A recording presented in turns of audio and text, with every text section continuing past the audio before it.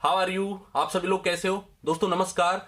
मैं फाइटर गुरु चैनल के अंदर आप सभी लोगों को तहे दिल से स्वागत करता हूं। दोस्तों अभी तक जो आज हम day by day fighter Guru channel के माध्यम से हम सीख रहे हैं, तो ये जो सिखलाई है लाइफ में कहीं ना कहीं बहुत बड़ा इंपॉर्टेंट रोल अदा कर रही है। दोस्तों फाइटर गुरु चैनल ने लोगों को ये सिखाया कि किस तरीके से वो बिजनेस लाइन में भी आगे बढ़ सकते हैं और एज वेल एज अपनी पर्सनल लाइफ को भी कैसे डेवलप कर सकते हैं। दोस्तों अभी तक अगर आपने चैनल को सब्सक्राइब नहीं किया कृपया कर लीजिए, क्योंकि दोस्तों आए दिन आपकी लाइफ के प्रति और आपके बिजनेस के प्रति आपकी जिंदगी को किस तरीके से बैलेंस करके आपको लाइफ में आगे बढ़ा सकती है, ये फाइटर गुरु चैनल आपको बखूबी सिखाएगा। दोस्तों सभी अगर मैं इंडस्ट्रीज की बात करूं और जिस इंडस्ट्री के बारे में मैं सबसे ज्यादा बात करता हूं वो है डायरेक्ट सेलिंग इंडस्ट्री। क्यों दोस्तों? क्योंकि डायरेक्ट सेलिंग इंडस्ट्री के अंदर बहुत कम समय के अंदर बहुत बड़ी सफलता को हासिल किया जा सकता है और ये industry day by day growth कर रही है। आज अगर भारत सरकार के आंकड़े भी देखोगे और भारत सरकार का रुख भी देखोगे तो डायरेक्ट सेलिंग इंडस्ट्री के प्रति आज बहुत बड़ा जो कदम डे बाय डे सरकार उठा रही है। 2016 के अंदर भारत सरकार ने गाइडलाइन बना दी है और सरकार ने गाइडलाइन बनाने के बाद में धीरे धीरे इसके ऊपर काफी वर्कआउट किया जा रहा है और जितनी कंपनियां इस इंडस्ट्री के अंदर काम कर रही हैं उनमें छलनी लगा दी है और अब वो छन करके कुछ जो अच्छी कंपनियां वही इस मार्केट में टिक पा रही है, क्योंकि जो कस्टमर्स के पैसे के साथ में जिन भी कंपनियों ने धोखाधड़ी की है वो आज कंपनियां कहीं ना कहीं नहीं चल पा रही, क्योंकि जो जिस टाइप के प्लान जो कॉन्सेप्ट जो लेकर के आती है, स्कीम जो लेकर के आती है वो कुछ समय चलती है लेकिन कुछ समय बाद अलविदा हो लेती है। लेकिन डायरेक्ट सेलिंग इंडस्ट्री का जो डेफिनेशन 2016 भारत सरकार ने दिया है कि आप किसी गुड्स या सर्विस को एक डिस्ट्रीब्यूशन ऑफ द चैनल के माध्यम से जो सेल अगर आप कर रहे हो that is called direct selling industry. तो डायरेक्ट सेलिंग इंडस्ट्री तो कहीं ना कहीं बहुत अच्छी इंडस्ट्री है, लेकिन इसमें जो स्कैम हो रहे हैं, जो जिस तरीके के लोग इस इंडस्ट्री के अंदर आ रहे हैं और जिस तरीके से जो लोग कर रहे हैं वो कहीं ना कहीं इस इंडस्ट्री को एक negative impact of the socialism, समाज के ऊपर एक नकारात्मक प्रभाव इसका है। आज जाकर के हम डायरेक्ट सेलिंग की बात किसी से करते हैं तो कहीं ना कहीं वो एग्री नहीं होता और वो हमें कहीं ना कहीं बताता है कि ऐसी कंपनी आई थी, वैसी कंपनी आई थी और इस टाइप की कंपनियों में हमने कितनी बार में भी पैसा लगाया और कितनी बार हमारा पैसा चला गया। दोस्तों वो अपनी जगह सही है। क्यों? समाज जो है 80% पीपुल्स जो है वो कहीं ना कहीं ऐसे स्कैम के शिकार हो जाते हैं पैसे कमाने के चक्कर में। लालच बुरी बला है दोस्तों। एक आपने कहावत सुनी होगी, लालच होना अच्छी बात है लेकिन बहुत ज्यादा लालच होना, ग्रीडी डॉग्स की कहानी आपने सुनी होगी, तो उस टाइप का लालच हमारे अंदर नहीं होना चाहिए। हमें बिजनेस के कॉन्सेप्ट को समझना चाहिए और बिजनेस के कॉन्सेप्ट को समझ करके क्या उसकी जो लीगलिटीज होती है, जो भारत सरकार को जो लीगल डॉक्यूमेंट्स जो चाहिए, क्या वो पूरा कर रहे हैं? अगर यस तो आपको सबसे पहले ऐसी कंपनी का चुनाव करते वक्त आपको 4-5 चीजों का आपको ध्यान रखना है। जिस भी कंपनी को आप ज्वाइन कर रहे हैं, वो आप कोई भी कंपनी आप ज्वाइन कर सकते हो, वो आपका डिसीजन है, लेकिन ज्वाइनिंग करते वक्त सबसे पहले तो जो आपकी कंपनी है उसमें 2-3 चीजों को आपको देखना है। सबसे पहले आपकी कंपनी का प्रोफाइल क्या है, who is drive the company, आपकी कंपनी को डायरेक्ट कौन कर रहा है, आपकी कंपनी के जो डायरेक्टर्स हैं क्या उनके पास इस इंडस्ट्री का एक्सपीरियंस है या नहीं है।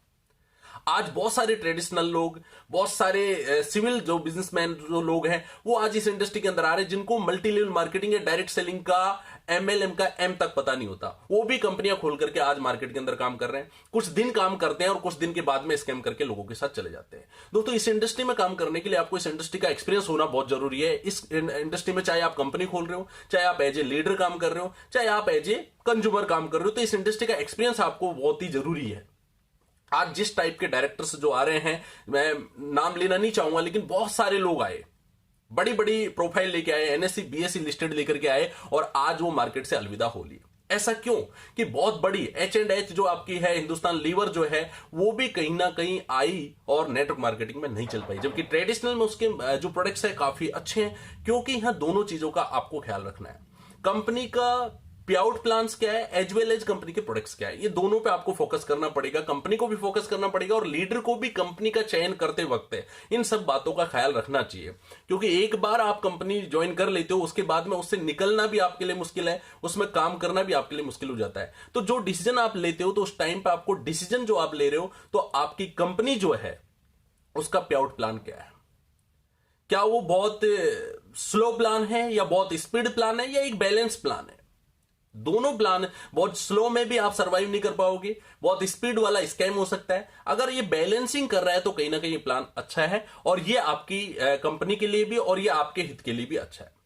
नंबर दूसरा, आपकी कंपनी के प्रोडक्ट्स क्या कंज्यूमेबल है या नहीं है। अगर आपकी कंपनी के पास जो प्रोडक्ट है उनका यूजेज हो रहा है या नहीं हो रहा है, वो प्रोडक्ट यूज होने चाहिए, कंज्यूमर उनको यूज करना चाहिए, इनहेल करना चाहिए, तभी जाकर के तो प्रोडक्ट दोबारा रीसेल होगा, रीपरचेज होगा। क्योंकि एक सेल तो आप कैसे भी कर दोगे, लेकिन सेकंड सेल तो आपकी प्रोडक्ट से ही आएगी।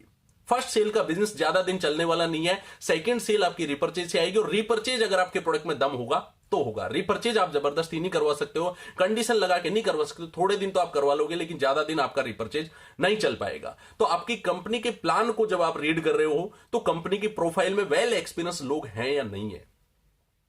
प्रोफाइल का मीन्स ये नहीं कि उनके पास करोड़ों रुपए है नहीं, प्रोफाइल का मीन्स है कि इस इंडस्ट्री का नॉलेज उनको है या नहीं है। इस इंडस्ट्री का नॉलेज अगर उनके पास है तो कहीं ना कहीं आप सही डायरेक्शन में, सही डायरेक्टर के साथ में आप काम कर रहे हो। नंबर दूसरा, उसका पे आउट प्लान। क्या उसका पे आउट प्लान है? वो मंथली बेसिस है, वीकली बेसिस है, पर डे बेसिस है, उसकी क्लोजिंग किस टाइप की है, और उसके पे आउट प्लान में डिस्ट्रीब्यूशन ऑफ मनी कितना है। क्योंकि नेटवर्क मार्केटिंग या डायरेक्ट सेलिंग में जो 50 से 75% पैसा जो मार्केटिंग का बचता है उसको बांटने की बात होती है, लेकिन जब बांटने की बात आती है तो वही 10 से 15% का डिस्ट्रीब्यूशन होता है। 10 से 15% का distribution is not a network marketing. Network marketing के अंदर आपको 50 से 75% का पैसा आपका बटना चाहिए, तभी आप नेटवर्क मार्केटिंग कर रहे हो, नहीं तो आप नेटवर्क मार्केटिंग नहीं कर रहे हो। आप सिर्फ you are doing the product selling business, और प्रोडक्ट सेल्स करके कभी भी बड़ा काम नहीं किया जा सकता। आपको बड़ा काम करना है तो नेटवर्क बना करके आप बड़ा काम कर सकते हो, एक टीम बना करके बड़ा काम कर सकते हो, एक आपका डिस्ट्रीब्यूशन चैनल बना करके आप काम कर सकते हो, फ्रेंचाइजियां खोल करके आप काम कर सकते हो। तो आपका जो प्रोडक्ट्स है वो यूजेबल होना चाहिए। दूसरा, आपका पे आउट प्लान है वो आपका weekly as well as monthly, क्योंकि आपको जो एक्सपेंसेज मार्केट के अंदर करना है, डायरेक्ट सेलिंग ज्वाइन करना बड़ा आसान है, लेकिन डायरेक्ट सेलिंग के अंदर जो पर डे जो एक्सपेंसेज होता है उसको मेंटेन करना कहीं ना कहीं बड़ा मुश्किल हो जाता है। क्योंकि ज्वाइन करना तो एक बार उसको मैनेजमेंट करना होता है पैसे का, लेकिन खर्चे के लिए डेली एक्सपेंसेज उसको है। 3 टाइप के प्लान आज इंडिया के अंदर चल रहे हैं। पहले प्लान मनी रोटेशन जो लगभग खत्म हो चुके हैं, और सरकार भी ऐसे प्लान के प्रति काफी सख्त है। ऐसी बहुत सारी कंपनियां आई जो बहुत सारे लोगों का पैसा लेकर के चली गई, और ऐसी कंपनियों की वजह से ही लोग कहीं ना कहीं मार्केट के अंदर नेगेटिविटी है, और जो माहौल होता है वो नेगेटिविटी का होता है। लगभग ये खत्म हो चुकी है। मनी लॉन्ड्रिंग एक्ट अभी भारत सरकार ने पहले भी था, लेकिन 2019 में ये अध्यादेश ला दिया है कि जो डायरेक्टर्स हैं उनके खिलाफ तो कार्रवाई होगी, एज वेल एज जो प्रमोट कर रहा है ऐसी कंपनियों को उसके खिलाफ भी सख्त कार्रवाई होगी, जो मनी रोटेशन का काम कर रहे हैं, जिनके अंदर प्रोडक्ट नहीं होता, कोई बिलिंग नहीं होता, कोई जीएसटी फाइलिंग नहीं होती। ऐसी कंपनियों को भारत सरकार ने भी कहीं ना कहीं बंद कर दिया है, क्लोज कर दिया, और चल रही है तो बहुत छोटे मोटे लेवल पे चल रही है। जो कोई 50 रुपए का प्लान लॉन्च कर रहा है, कोई 250 का, कोई 500 का, कोई 1000 रुपए का, उसी के अंदर वो मैचिंग दे रहे हैं। इसका मतलब ये प्लान लगभग फिनिश हो चुके हैं। दूसरे टाइप के जो प्लान आते हैं, जनरेशन प्लान। जनरेशन प्लान के अंदर क्या होता है, जो भी कंपनी आज काम कर रही है, जो जनरेशन बेस होती है, रिपर्चेज बेस होती है, प्रोडक्ट बेस होती है, जेन्युइन काम करती है, लेकिन इसका जो डिस्ट्रीब्यूशन ऑफ मनी है वो 10 से 15% होता है, जिसकी वजह से शुरुआत में तो काम करना अच्छा लगता है, 5-6 महीने तो हम सर्वाइव कर जाते हैं, लेकिन 5-6 महीने के बाद में हमें कहीं ना कहीं दिक्कत आना स्टार्ट हो जाता है। क्यों? क्योंकि उस प्लान के अंदर पे आउट्स है ही नहीं। जितना आप कमा रहे हो उतना आपका एक्सपेंस होता जा रहा है, आपका खर्चा होता जा रहा है। क्योंकि मैंने आपको बोला था पर डे एक्सपेंस आपका होगा ही होगा। अगर आप full time direct selling industry को कर रहे हो तो कम से कम 300 से 500 रुपए खर्चा नॉर्मल वे में होगा। अगर 4 व्हीलर के साथ कर रहे हो तो 1000 रुपए कम से कम आप दिमाग में लेकर के चलिए। तो डायरेक्ट सेलिंग ज्वाइन करना आसान है, डायरेक्ट सेलिंग को कंटिन्यू करना कहीं ना कहीं मुश्किल हो जाता है। तो लोग जनरेशन प्लान के अंदर कंपनियां चेंज करते रहते हैं, इधर से उधर, उधर से इधर, कि वहां पे डिस्ट्रीब्यूशन ऑफ होगा। क्यों? और दूसरा इनका रीजन क्या है कि बिजनेस वॉल्यूम बहुत कम होता है। पे आउट्स इनका कम क्यों होता है? क्योंकि 120 रुपए एमआरपी के प्रोडक्ट को 100 डीपी कर दिया और बिजनेस वॉल्यूम कर दिया 30%, और 30% का 70% पैसा ये लोग बांटते हैं, मतलब 21 रुपए, वो भी उसको जो टॉप लेवल पे है उसको, और नॉर्मल लेवल वाले को 10 से 12 रुपए मिलेगा परफॉर्मेंस बोनस के रूप में। इसका मतलब 100 रुपए पे अगर 10 रुपए मैं डिस्ट्रीब्यूट कर रहा हूं तो I am not doing a direct selling. मैं डायरेक्ट सेलिंग के बिजनेस में नहीं हूं, मैं प्रोडक्ट सेलिंग के बिजनेस में हूं। प्रोडक्ट मैं बेच रहा हूं, प्रोडक्ट बेच करके अगर मैं 10-20 करोड़ रुपए कमा सकता हूं तो शायद ऐसी कंपनी मुझे काम करना चाहिए। तो ये बात समझने में 2-3 साल लग जाती है, 4 साल लग जाती है, फिर एक इनमें से कोई दूसरी कंपनी निकलती है और उसी में आदमी ज्वाइन कर लेता है कि इसका डिस्ट्रीब्यूशन प्लान ज्यादा अच्छा है, उससे बिजनेस वॉल्यूम इसका ज्यादा है, वो भी घुमा फिरा के वही काम करता है। दूसरा इनका रीजन है फेलियरिटी का या शंका पैदा करने का, कि इन कंपनियों के प्लान के अंदर जो कंपनी के टर्नओवर के ऊपर बेस होता है। What do you mean by company turn? क्या एक डायरेक्ट सेलर को कंपनी का टर्नओवर बताया जाता है? नहीं फ्रेंड्स, कोई भी कंपनी नहीं बता रही जो आज कंपनियां काम कर रही हैं, जो टर्नओवर बेस काम कर रही हैं। जब आपको टर्नओवर पता नहीं, नंबर ऑफ अचीवर्स पता नहीं, तो आपको जो सेल्स इंसेंटिव दिया वो राइट है, रॉन्ग है? थिंक अबाउट, एक बार सोचिए जरूर, जो आपको पैसा दिया जा रहा है क्या वो सही है? अगर वो पैसा आपको सही है तो आप कैसे उसको कैलकुलेट कर रहे हो? किस तरीके से कंपनी ने कैलकुलेट किया कि कंपनी के टर्नओवर का 3% मैंने पैसा निकाला और जितने अचीवर्स हुए उनको मैंने बांटा। तो 3% कितना टर्नओवर हुआ, प्रॉफिट का या आपके टर्नओवर का, और हुआ तो कितना हुआ, इसकी बैलेंस शीट तो कोई कंपनी दिखाती नहीं है। इसका मतलब जो चेक आपको दे दिया मंदिर के प्रसाद की तरह, वही आप ले लीजिए बस। उसके अलावा आप ऑब्जेक्ट नहीं कर सकते हो, क्योंकि आपके पास ऑब्जेक्शन करने का राइट ही नहीं है कि आप चेक किस तरीके से निकालोगे। तो दूसरे शंका पैदा, एक छोटी सी शंका सर बड़ा काम नहीं करने देती। हिस्ट्री क्रिएट करने के लिए आपको बहुत बड़े लेवल पर काम करना है, तो आपके एक ट्रांसपेरेंसी होना चाहिए बिजनेस के प्रति, कंपनी के प्रति, डायरेक्टर्स के प्रति, आपके प्रोडक्ट्स के प्रति, आपके पे आउट प्लान के प्रति। ये जो शंका है ना सर, ये कभी भी बड़ा आपको काम नहीं करने देगी। तो शंका खुद, ये प्लान जो है जनरेशन प्लान में खुद शंका क्रिएट होती है, और ज्यादातर कंपनियों का प्लान जो होता है टर्नओवर बेस होता है। Now the time of the hybrid plan. आज हाइब्रिड प्लान का जमाना है। हाइब्रिड प्लान के अंदर आपको पैसा भी फास्ट आता है, प्रोडक्ट भी अच्छी क्वालिटी का होता है, ट्रेडमार्क वाले प्रोडक्ट्स होते हैं, और साथ की साथ में एक फास्ट इनकम ग्रोविंग प्लान होता है, जो प्लान के अंदर कॉन्सेप्ट भी एक रनिंग करता है, साथ में प्रोडक्ट भी रनिंग करता है। दोनों चीज जब रन करती हैं, दोनों की स्पीड जब अच्छी होती है, तभी जाकर के आप बड़ा काम कर पाओगे। क्योंकि इंडिया के अंदर सिर्फ प्रोडक्ट खरीदने के लिए कोई डायरेक्ट सेलिंग इंडस्ट्री को ज्वाइन नहीं करेगा, आपके साथ में अपॉर्चुनिटी है। और अगर ये कोई कंपनी दावा करती मैं सिर्फ प्रोडक्ट बेचने के लिए ही, मेरे प्रोडक्ट्स में दम है, तो आप बगल में डीमार्ट या बिग बाजार के बगल में दुकान लगा करके सेल कर दीजिए। अगर इतनी दम आपके प्रोडक्ट के अंदर है तो हम मान लेंगे कि हां आपके प्रोडक्ट में दम है, वाकई प्रोडक्ट में दम होता है, अच्छा होता है। लेकिन अपॉर्चुनिटी के लिए इंडियन आदमी ज्वाइन करता है, तो उसको अपॉर्चुनिटी भी कहीं ना कहीं अच्छी देनी होगी। अच्छी अपॉर्चुनिटी जब उसको मिलेगी तभी तो फास्ट काम करेगा। तो fast growing plan, hybrid plan के अंदर जो मनी जो आपका पे आउट्स जो है, इंसेंटिव बहुत फास्ट बनता है। वीकली पे आउट होता है, मतलब वीक्स में आपको पैसा आ जाता है। अगर आपका लेवल का इनकम है तो वो महीने में मिलेगा, लेकिन आपको महीने में 4 बार पे आउट मिलता है। मींस आपको पेट्रोल या अपने जो एक्सपेंसेज है उसके लिए किसी के ऊपर डिपेंड रहने की जरूरत नहीं पड़ेगी। तो सबसे बड़ी बात है 4 बार पे आउट, मंथली पे आउट्स। उसके बाद में अगर मैं बात करूं तो कंडीशन फ्री प्लान होता है। यहां पे कंडीशंस नहीं होती। जितनी रिपर्चेज की कंपनियों में, जनरेशन की कंपनियों में जितनी कंडीशंस होती हैं, लेवल बाय लेवल आपको पता चलता है, और वो कंडीशंस कहीं ना कहीं आपको काम नहीं करने देती है। लेकिन हाइब्रिड प्लान के अंदर कंडीशन फ्री प्लान होता है, इसके अंदर कोई कंडीशंस नहीं होती। सिर्फ आपको वन टाइम प्रोडक्ट परचेज कर लिया, आप एक्टिव डिस्ट्रीब्यूटर बन जाते हो, और डिस्ट्रीब्यूटरशिप आप बन गए, उसके बाद आपके पास ये कंडीशन नहीं है कि इंसेंटिव लेने के लिए आपको रिपर्चेज करना है। आपको जरूरी नहीं है यहाँ पे रिपर्चेज करना, लेकिन अगर प्रोडक्ट अच्छे हैं तो ऑटोमेटिकली आप रिपर्चेज कर लोगे। अगर प्रोडक्ट में दम होगा तो आप अपने आप ही रिपर्चेज कर लोगे, लेकिन पैसा तभी मिलेगा जब आप रिपर्चेज करोगे। It's a negative condition. आपका चेक बना है 5,000 रुपए का और आपको 4,000 रुपए की खरीदारी करवाते हैं, it's a dump of the products. Leader के घर में जब प्रोडक्ट का डंप हो जाएगा तो प्रोडक्ट बेचने के लिए निकलेगा, फिर वो नेटवर्किंग या डायरेक्ट सेलिंग को फिर भूल जाता है, वापस वो प्रोडक्ट सेलिंग के काम में लग जाता है। हम एक प्रोडक्ट के साथ में कहीं ना कहीं हमारा एक कॉन्सेप्ट भी लगा हुआ है, हमें उस पर भी कहीं ना कहीं फोकस करना पड़ेगा। दोनों का बैलेंसिंग, मैंने एक ही चीज बोला था, दोनों का बैलेंसिंग आपको लाइफ के अंदर सक्सेस करवाएगा। तो आपकी कंपनी जो है, उस कंपनी के प्लान को आपको रीड करना है, एज वेल एज जो उसके पे आउट्स है वो टाइम पे आ रहे कि नहीं आ रहे। ये सर्विस इंडस्ट्री है, प्रोडक्ट के साथ साथ में इसको सर्विस भी देना है। टाइम पे पैसा और टाइम पे प्रोडक्ट आपने पहुंचा दिया तो डायरेक्ट सेलिंग इंडस्ट्री के अंदर एक छोटी कंपनी जो शायद लोन लेकर के भी बनी होगी, वो कंपनी भी बहुत बड़े लेवल पे, बहुत बड़े मुकाम पे जा सकती है। और जो 100 करोड़ रुपए लेकर के भी इस इंडस्ट्री के अंदर काम स्टार्ट कर देगा, टाइम पे सर्विस नहीं देगा, टाइम पे प्रोडक्ट नहीं देगा, वो भी यहां पर रन नहीं कर पाएगी। डायरेक्ट सेलिंग इंडस्ट्री कस्टमर्स और डिस्ट्रीब्यूटर्स के एक चैनल से चलती है, ना कि प्रोफाइल से, ना कि करोड़ों रुपए लगाने से। ये जो इंडस्ट्री चलती है, ये सिर्फ और सिर्फ चलती है आपके मैनेजमेंट से। अगर आप सही से मैनेज करके तो कंपनी ऑटोमेटिकली ग्रोथ करेगी, और यहां का पैसा ही यहां पे डिस्ट्रीब्यूट होता है, क्योंकि जो पैसा आपका मार्केटिंग में बचता है वही पैसा तो यहां पे डिस्ट्रीब्यूट करना है। तो आपको कहीं घर से पैसे यहां लगाने की जरूरत नहीं है। हाँ, वन टाइम इन्वेस्टमेंट जो भी आपका लगेगा, हो सकता है 50 लाख लग जाए, 1 करोड़ लग जाए, 2 करोड़, जैसी प्रोफाइल की आप कंपनी खोल रहे हो उसके हिसाब से आपको लगेगा। लेकिन आपको यहां पे फिर डिस्ट्रीब्यूशन होना स्टार्ट हो जाता है और सेल आना स्टार्ट हो जाता है। दूसरा प्रॉफिट है डायरेक्ट सेलिंग इंडस्ट्री के अंदर, अगर आप कंपनी लॉन्च कर रहे हो तो आप एक ही दिन के अंदर पूरे इंडिया के अंदर अपने प्रोडक्ट्स को लॉन्च कर देते हो। बाकी ट्रेडिशनल के अंदर आप पहले कंपनी को राजस्थान में लॉन्च करोगे, जयपुर में लॉन्च करोगे, फिर डिस्ट्रिक्ट वाइज जाएगी। आपको राजस्थान से बाहर निकलने में एमपी, पंजाब, हरियाणा, दिल्ली जाने के अंदर भी 3-4 साल लग जाएंगे। लेकिन डायरेक्ट सेलिंग इंडस्ट्री के अंदर आज नमस्ते भारत ने एक ही दिन के अंदर एक पोर्टल बनाया और ऑल ओवर इंडिया के अंदर एक दिन के अंदर लॉन्च कर दिया। ये ताकत होती है डायरेक्ट सेलिंग इंडस्ट्री के अंदर।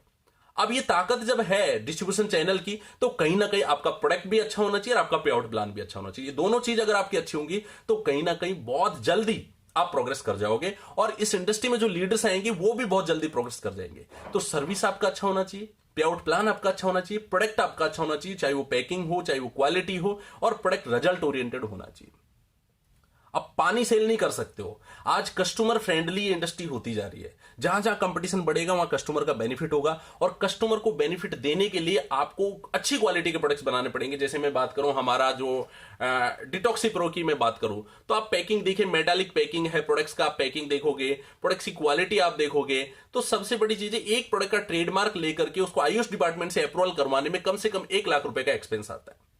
लोग सिर्फ टाइप करते हो, टाइप करके आपको प्रोडक्ट दे देते हो। टाइप से काम नहीं चलेगा, आपको अपना प्रोडक्ट अपना ब्रांड बनाना होगा और आपको अपने ब्रांड को आगे बढ़ाना होगा।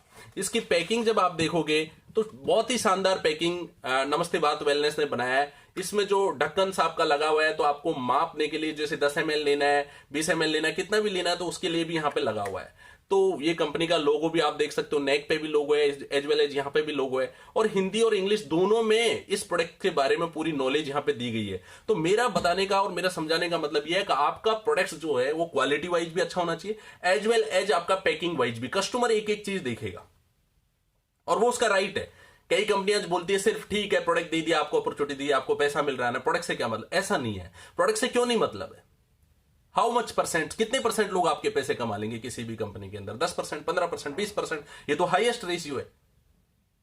हर इंडस्ट्री के अंदर 10 से 15% लोग ही पैसे कमाते हैं, लेकिन 80% लोग जिन्होंने पैसा आपको दिया उनको तो प्रोडक्ट अच्छा मिलना चाहिए, रिजल्ट ओरिएंटेड मिलना चाहिए। और अगर प्रोडक्ट में दम होगा तो ऑटोमेटिकली क्या आएगा? रीसेल आएगा, रीपर्चेज आएगा। That is the backbone of the business.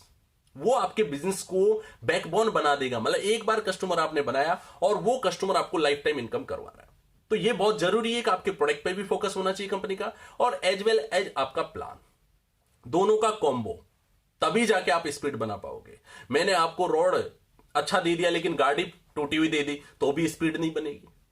गाड़ी बहुत अच्छी दे दी लेकिन रोड टूटा हुआ दे दिया तो भी स्पीड नहीं बनेगी। सिंपल सी थ्योरी है कि आपको दोनों चीज बैलेंसिंग चाहिए, और दोनों चीजों का कॉम्बिनेशन आपको लाइफ में आगे बढ़ाएगा।